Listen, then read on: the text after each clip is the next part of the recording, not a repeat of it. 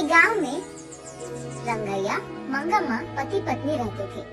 उनका एक सुंदर बेटी भी थी। 2 साल से सूखे के कारण कुएं के पानी सारे सूख जाते हैं और गर्मी की मौसम होने के कारण उसका खेत भी सूख जाता है। उसके सारे पैसे वो खेत में और खेती में गवा देने के कारण उदास होकर रंगैया मंगम्मा से ऐसे कहता है, मंगा, भगवान भला हमसे ऐसे क्यों खेल रहा है। गर्मी का मौसम आ गया, कुएं के अंदर पानी भी खत्म हो गया और खेत का हालत ऐसे है। सारे पैसे मक्के में डाल दिया मैंने। ऐसे वो निराश होता है। इतने में उसकी बेटी लक्ष्मी आकर पापा ऐसे कहते हुए हंसते हुए प्यारी सी नन्ही सी उसकी बेटी अपने पापा से गले लगाती है।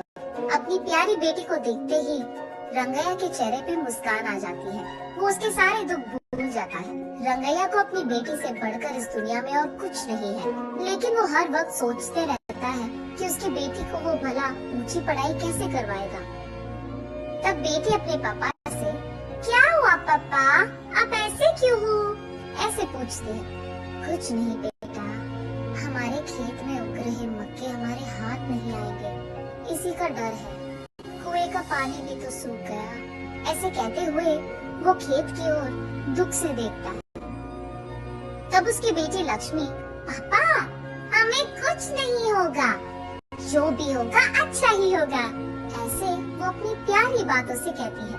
कैसे बेटा, गर्मी का मौसम तांडव कर रहा है, बारिश की मौसम आने के लिए बहुत वक्त है, ऐसे कहते हुए दुखी होता है। एक बार अगर आप कुएं में झांक लोगे तो आपको पता चलेगा ना कि पानी है कि नहीं। ऐसे कहते हुए वो अपने पापा का हाथ पकड़कर उन्हें उस तरफ ले जाती है। पानी नहीं है बेटा, ऐसे कहते हुए वो ऊपर उठता है। आप कुएं में तो झांको पापा, ऐसे कहती है लक्ष्मी। कहाँ बेटा, ऐसे कहते हुए वो कुएं में झांकता है। कुआं पूरा सूखा रहता है। ये लो पापा, ऐसे कहते हुए वो उसके ग्लास में मौजूद पानी को कुएं में डालती है। बस अचानक कुएं में पूरा पानी भर जाता है। ये देख रंगैया की खुशी की कोई सीमा नहीं होती है। वो उसकी बेटी को उठाकर, तुम मेरी बेटी नहीं हो, इस घर की महालक्ष्मी हो, ऐसे उसकी तारीफ करता है। ऐसे वो उसके खेत में पानी डालकर अपने खेत को बचाता है। लेकिन उसी समय गांव के कोई भी कुएं में पानी नहीं रहता है और क्योंकि ये बात इधर उधर फैल चुकी है, गांव वाले सारे उसी कुएं के पास आकर पानी लेते थे। ये देख उस गांव का घमंडी जमींदार वहां आकर, क्यों रंगैया, क्या हो रहा है यहाँ? मेरे कुएं से पानी निकालकर तुम सारे गांव वाले ऐसे कैसे उसका इस्तेमाल कर रहे हो? ये मेरा खेत है और ये कुआं भी मेरा है।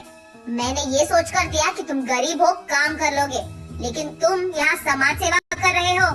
ऐसे ही देखता रह जाऊंगा तो ये खेत भी तुम्हारा कह दोगे तुम। ऐसे गुस्से में उससे बात करता है। तब रंगैया, साहब मैं ऐसे थोड़ी करूँगा, हमारे पूर्वजों से यही हम काम कर रहे हैं। अब अगर आप ऐसे बात करोगे तो हमारा क्या हो जाएगा साहब? ऐसे कहते हुए वो उसके पैरों पे गिर जाता है। लेकिन घमंडी जमींदार कुछ भी करके उस जमीन को और कुएं को हासिल करने के लिए ऐसे कहता है, ये खेत मेरा है, जो करना है कर लो, निकलो। ऐसे कहकर वो रंगैया को नाइंसाफी से बाहर धकेलकर उस खेत के चारों ओर बाढ़ डाल देता है।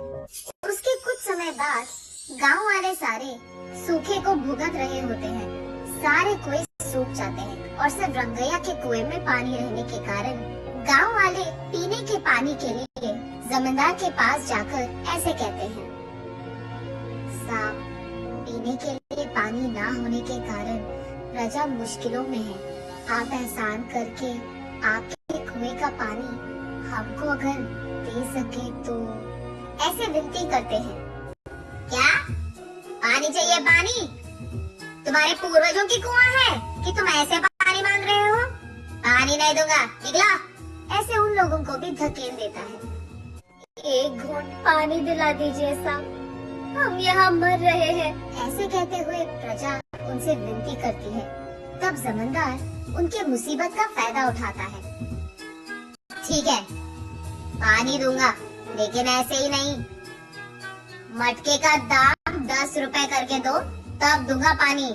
मंजूर है तो लो, वरना निकल जाओ।